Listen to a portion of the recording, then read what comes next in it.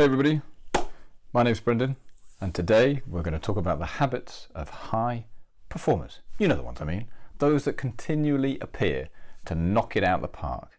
They just seem to be really bloody good at what they do. I'm sure you can all think of them, but before that, I'd like to ask if you can give me a thumbs up if you like the video, and please do click the subscribe button. It would mean a lot to me, and it will help me grow the channel and give you better and more insightful content. So with that, let's dive in. The first part I'd like to say is they just put the hard work in day after day after day. It sounds really cheesy, and there's probably no real secret to it other than they just keep putting the work in. I mean, the prime example are probably world-class athletes. Usain Bolt comes to mind. You know, you see him sprint for 100 meters in under 10 seconds and you think, seems all right, seems easy. Well, the chances are he's put in an unbelievable number of hours out of the public eye. Now, the chances are you're going to have to do the same. You often hear about 30 years in the making for an overnight success, and what that's actually trying to say is it's all the effort and hours that are put in when nobody is looking. That's where the challenges often are misinterpreted by the public if you see them in the press, because those people, and rowers come to mind, who are grinding out all the hard work day after day after day after day, 4 in the morning when it's cold, when it's wet, when they're doing stuff that others won't want to do. That's where high performers really excel. They just put the hard work in. Unfortunately, there aren't any books that will help you get there. You know, there are many who tell you what you need to do, but ultimately you need to make that change. You need to put the hard work in and keep grafting. So with that, they get it done. Number 2, they learn their craft from others. The first person that comes to mind is a gentleman called Mark Coles. He talks in his Mastery podcast. Yes, he comes from a fitness background, but what he's saying is absolutely true. How can you learn from those experts in your field? Who are the people you look up to? Who are the people that have done it before you? What can you learn from them? This could be working with a mentor, learning from experts, finding out what others have done well and what didn't work. The point is, you've got to keep on learning. There's a reason why the path well trodden phrase comes to mind, because you know what? To get something that you've never had before, you're going to have to do something you've never done before. Makes sense, right? So with that, keep learning from others, and if it's not obvious who you need to follow, do some research. Who are the people that you really are inspired by? Now learn what they've done and follow suit. Number 3, they get feedback on their performance. Talked about it in previous videos around how you need to be vulnerable and ask for feedback. Well, how do you know if you're doing a good job if you don't ask? It's far too easy to avoid the difficult conversations and say, you know what, I'm not interested. But that's how high performers get better. More than 50% of high performers often speak with their managers and bosses on a regular basis to understand what they're doing well, but what they can work on. Without asking for feedback, top performers will actually just be guessing around what's working and what's not working. The phrase that comes to mind, what gets measured gets managed. Same thing with feedback and performance. High performers know what they're doing. They also know what they're not doing. What they're not doing, that delta, that's how you can close the gap and become a true high performer. So if you're not asking for feedback now, you should be. Take that on board.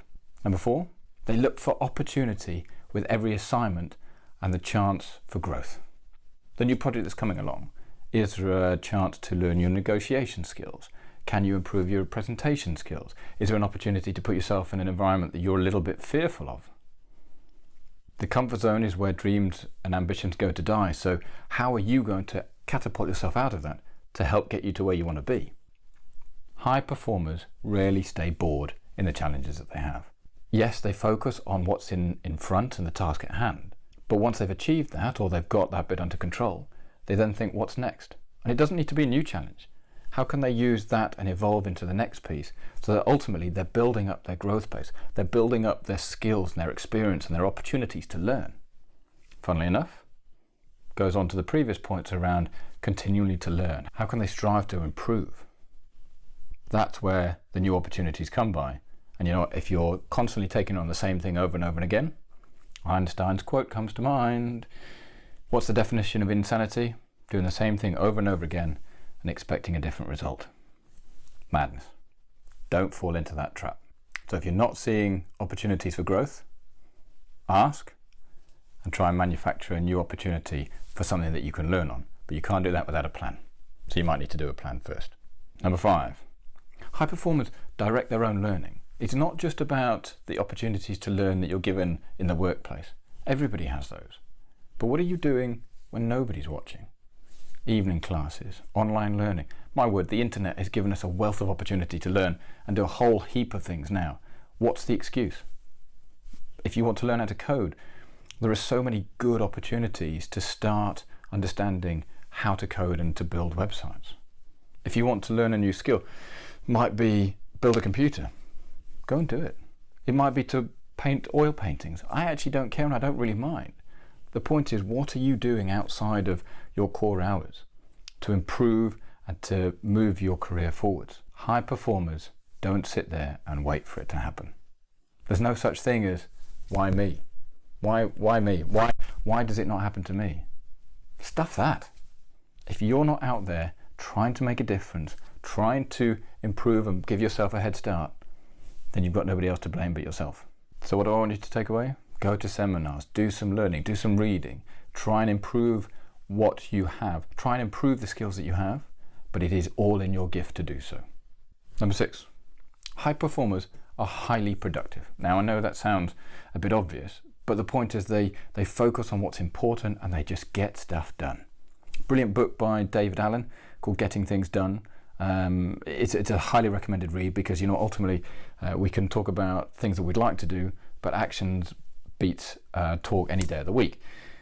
Now, you and I might turn around and actually say it's all about GSD, get shit done. Now we can talk about to-do lists and how to build word diagrams and spider diagrams and all these sort of visual aids. If you don't break it down and actually get the work done, nobody cares. And that's what differentiates high performers from everybody else, is they continue to strive and improve and do. Execution. Execution is key. How many times has somebody given you a bit of waffle and said, yeah, we should do this? Okay, kind of not my problem anymore. It's those people that take it on board and deliver that. That's what makes the difference. So check out the book, but if anything else, deliver. Commit, be productive. Number 7, say no. Saying no is actually one of the hardest skills to learn. And that sounds pretty silly, but unfortunately, it's true. Certainly as you start out your career, you'll be asked to take on more work and assume more responsibility, and that's all part of the growth process. Whether you go into the leadership, management, or alternative routes, being able to say no is going to be hugely valuable. The alternative is you say yes to everything and you become massively overwhelmed and you end up trying to battle against mediocrity, or you're just spread too thin. Now that's a one-way street to a world of disaster, because you cannot continue to deliver everything at an appropriate standard if you're being pulled from pillar to post. So the question is, can you say no? As John Cleese said when he first became famous with Monty Python, everybody wanted a piece of him, and he used to say yes. Then all of a sudden he realized that he just couldn't cope. And a friend of his said, well, actually, if you say no, but you explain it in a way that makes people understand, they might not like it, but they'll appreciate where you're coming from. And that's exactly the point that I'm trying to impart here. High performers know when to say no. Doesn't always go down very well. But the question is, would you like me to do lots of things badly, or one thing really well? Harsh but fair. And unfortunately, that's the decision that needs to come through. But ultimately, you've got to be able to decide when is the right time to say no. Sometimes there's an element where senior management may pull rank and you might just need to fall in line, but you've got to have the boundaries to which you work towards. Saying yes to everything is only going to end in disaster. Just bear that in mind. And finally, number 8, high performers value their health and fitness very highly. What does that mean to you? Do you immediately think of going to the gym or eating healthily or some other exercise that you're just not interested in? Well, that's fine. What I'm trying to impart here is you cannot have a healthy mind without a healthy body, and vice versa. But investing in yourself from a health and fitness perspective is actually massively important. You've only got to Google performance habits for billionaires, and you'll see that the health and fitness element is absolutely up there. Whether it's Michael Bloomberg of Bloomberg and New York Mayor fame, who runs a mile every day, to Vince McMahon for the WWE, who still works out as he's getting much, much older. The point is, those people who are highly productive and highly successful value health and fitness. Now, for you and I, it might be the question of saying, well, actually, can we run for the bus stop without pulling a hamstring? Or can we pick up a nephew and we don't put our back out? Maybe. But don't ignore the health and fitness benefits, because I guarantee you, if you're feeling fit and healthy, your concentration powers will be much better, you'll be able to focus for longer, and you'll get a much better output. One to think about. And that's it. The 8 habits of high performers. Please give it a thumbs up if you like this. And with that, go be productive, go be awesome, and I will see you in the next video.